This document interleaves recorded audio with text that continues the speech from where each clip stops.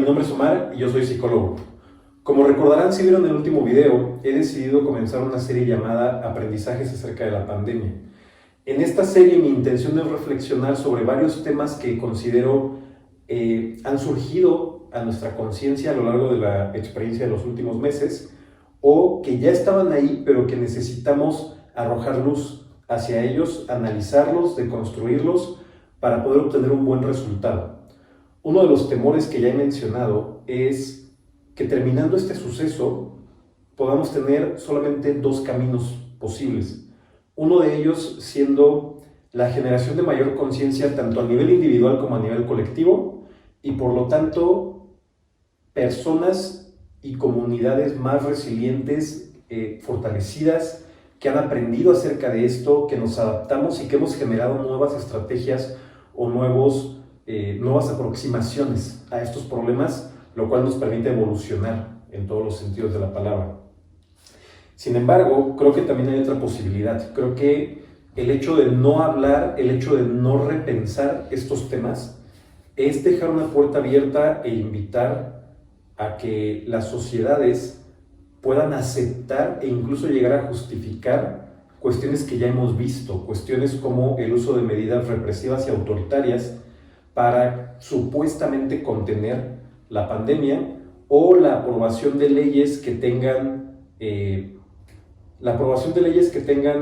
un sentido pseudoprotector en este momento, pero que extendidas en un periodo de tiempo más largo puedan resultar igualmente represivas o puedan resultar limitantes de ciertas libertades. Además, creo también que este tipo de situaciones no diseccionadas y no analizadas pueden fácilmente también contribuir a un pensamiento sectario, pueden fácilmente contribuir a, siendo muy honestos, sacar los peores rasgos de una sociedad. Es por eso que la intención de esta serie de videos no es tanto yo nombrarme experto de alguno de los temas, porque no creo serlo, sino generar una conversación acerca de qué aprendizajes y qué estrategias podemos generar a raíz de estos sucesos. El tema que quiero tratar hoy es el tema del trabajo, que creo que junto con la educación es el otro gran tema que ha salido a flote a raíz de esta pandemia. Hay varios puntos que quiero analizar acerca del trabajo y que creo que vale la pena poner sobre la mesa. El primero es el más obvio. ¿Cuál ha sido el gran cambio en el paradigma de lo que entendemos como trabajo a raíz de esta pandemia? La noción de darnos cuenta que si bien hay tareas que no pueden ser realizadas a distancia, hay tareas que implican necesariamente la intervención de un humano, una intervención manual, etc., la gran mayoría de tareas y trabajos pueden ser no solo realizados, sino bien realizados, planeados y ejecutados a distancia.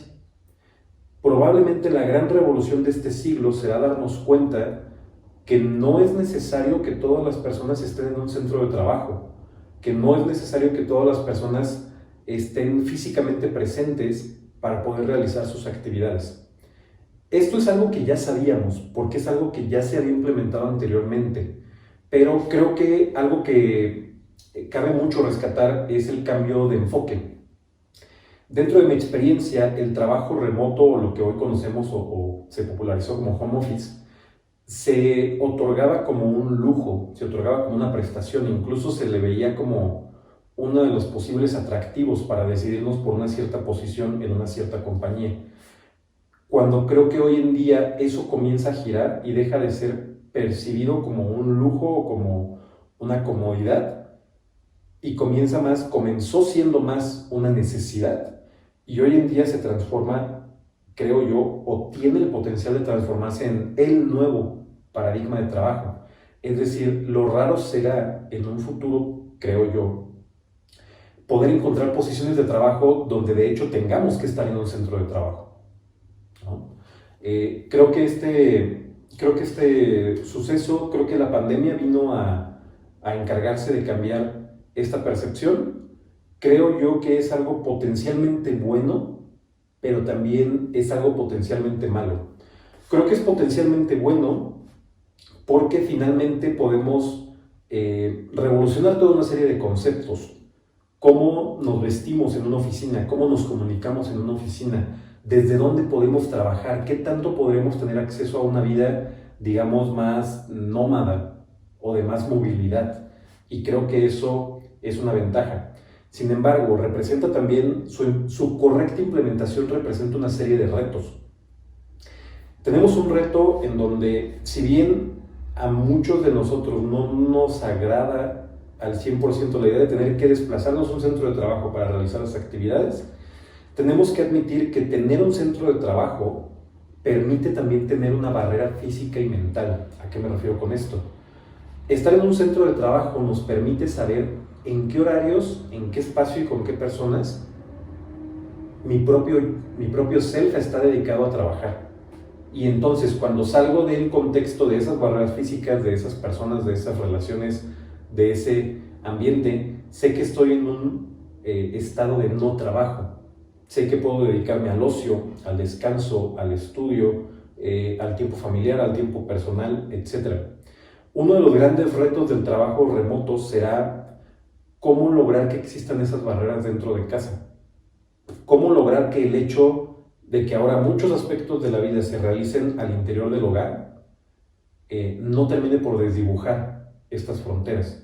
Es decir, si yo en un mismo espacio físico, con las mismas personas y en el mismo todo, tengo que trabajar y también dedicar el tiempo de ocio, familiar, hacer ejercicio incluso en muchos casos, creo que puede facilitar que perdamos un poco la noción del tiempo, como ya lo hemos visto.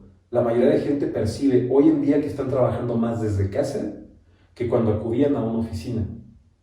Entonces, creo que esto se debe en parte a que si estamos confinados en el mismo espacio físico y hacemos todo desde el mismo lugar, es mucho más fácil que perdamos noción del tiempo, es mucho más fácil que no tengamos en claro dónde comienza una actividad y dónde termina otra, o dónde comienza el tiempo para una cierta actividad o rubro y dónde termina otra.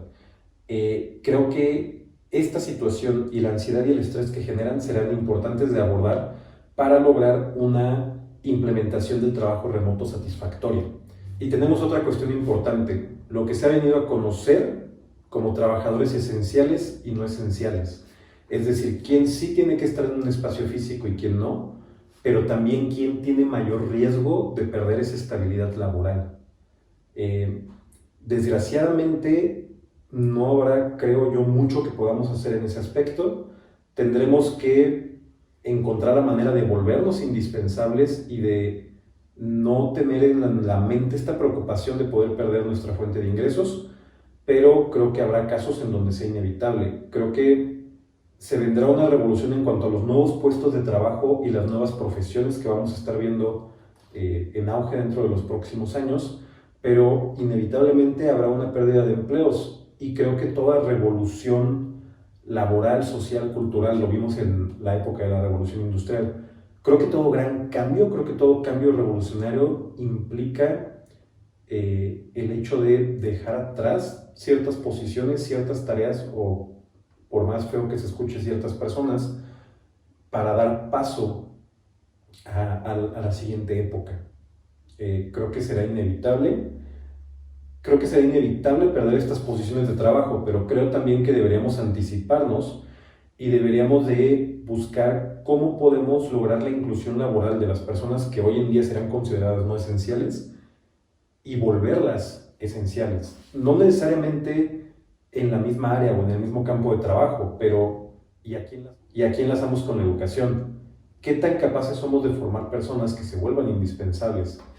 ¿Qué tan refinada y qué tan avanzada está nuestra visión, nuestra concepción y nuestra aplicación del trabajo? Siguiendo esta línea de pensamiento, muchas personas no trabajan en una compañía, no tienen una posición permanente, formal dentro de una empresa, y sin embargo son personas que sí son esenciales y que mueven constantemente a la economía, o que al menos su trabajo y su labor se ha revalorizado dadas las circunstancias que hemos estado atravesando. Podemos pensar en estos momentos, desde luego, en el personal de salud y lo indispensables que resultan para afrontar este tipo de situaciones, pero tenemos también oficios, por ejemplo, todos los trabajadores para aplicaciones móviles que reparten comida e insumos, podemos tener al personal de limpieza, podemos tener también a todas las personas que trabajan en el transporte público, entre otros. Sin estas personas, muchos de nosotros no podríamos seguir teniendo el estilo de vida y no podríamos tener muchos de los servicios que nos han mantenido o que se han reforzado como útiles en esta pandemia. Sin embargo, al arrojar luz a estos oficios o a estos trabajos, nos hemos dado cuenta también, al menos si somos conscientes de la situación, de la precariedad de estos trabajos. Hay muchas personas que viven al día y que no pueden darse el lujo de parar, no pueden darse el lujo de dejar de trabajar, no tienen el lujo de trabajar desde su hogar y no pueden darse el lujo de no llevar el sustento diario a sus hogares. Entonces, de aquí desenvolvemos varios puntos.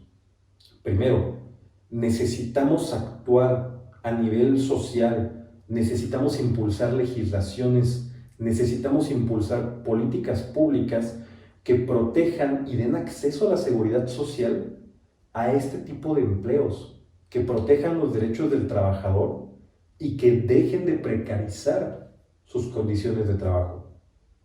Si bien es menos probable que pierdan el empleo porque hemos comprobado lo necesarios que son o lo útiles que son estas actividades, sí es cierto que estamos prácticamente obligando a la gente a exponerse, a arriesgar su salud y potencialmente su vida para poder ganar un poco de dinero. Y creo que hay algo ahí que tiene que cambiar. Creo que en particular deberíamos de empezar a considerar una propuesta que tiene tiempo ya desarrollándose, la cual es el ingreso vital universal. Necesitamos urgentemente comenzar a plantearnos la posibilidad de brindar un ingreso económico fijo a las personas más desprotegidas, a los sectores más desprotegidos de la población, para que puedan hacer frente a este tipo de sucesos. No hablamos de una renta universal como sucede en algunos países europeos, donde indiscutiblemente a todo ciudadano del país se le dé una renta fija mensual, sino que hablamos de una renta fija mensual en tiempos de crisis que pueda ser otorgada únicamente a los sectores más vulnerables de la población, es decir, aquellos que no tienen seguro social, aquellos que no tienen prestaciones de ley, aquellos que trabajan en la informalidad, etcétera, etcétera. Considerar este tipo de propuestas será indispensable para poder reducir esta precariedad y para poder reducir esa brecha de desigualdad que existe aún profundamente en México.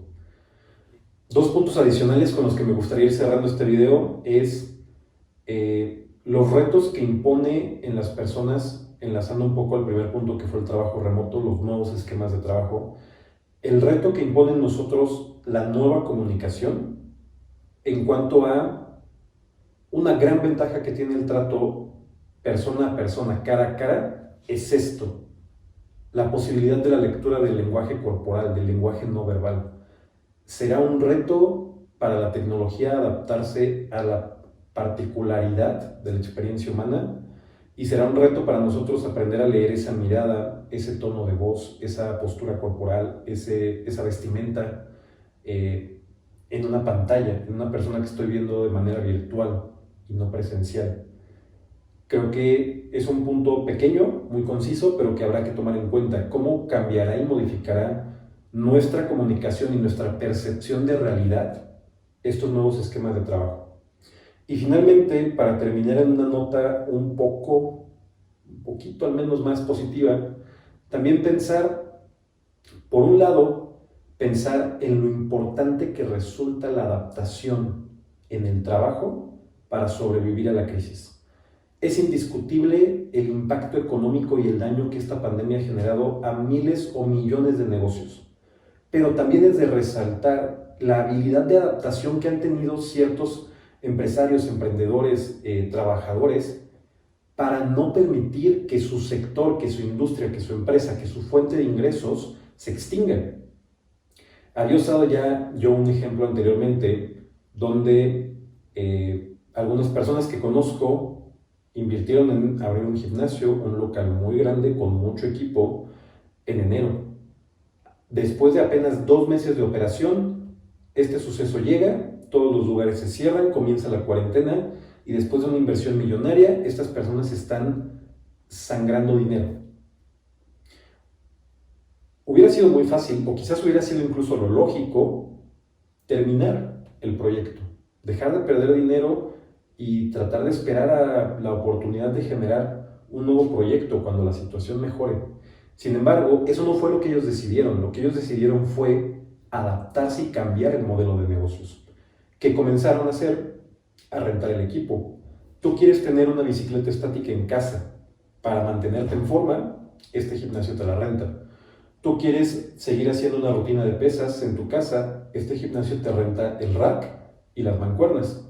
Te rentan la caminadora, te rentan el aparato, y hoy en día están obteniendo más ganancias de la renta de estos aparatos que de los posibles ingresos que pudieran tener por suscripciones de acuerdo a las proyecciones financieras que se hicieron.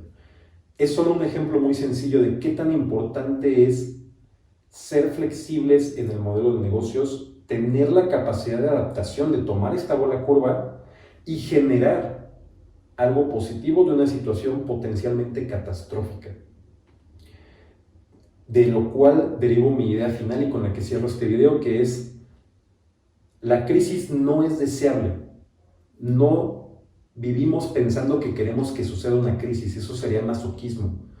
Pero si la situación ya está aquí, si es inevitable que suceda, si yo no puedo controlar que ya estoy en la situación de crisis, lo que sí puedo hacer es tener la firme convicción de buscar oportunidades en esa crisis.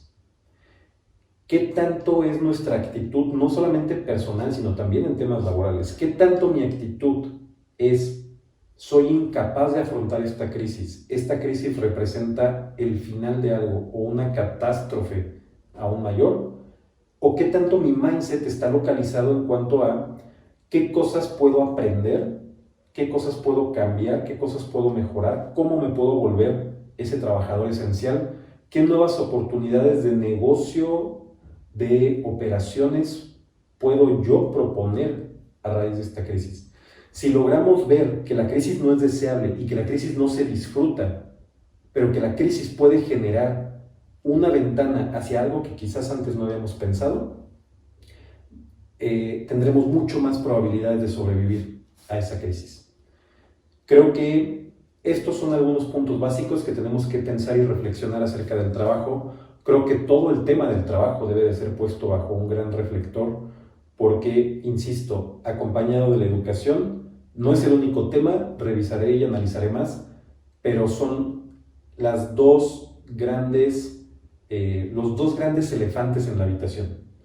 ¿Cómo vamos a educar y cómo vamos a trabajar después de que sucesos como este potencialmente podrían generar que la vida no vuelva a ser lo que tú y yo conocíamos anteriormente? Eso ha sido todo por el video de hoy. Te agradezco muchísimo el tiempo que has dedicado a verlo.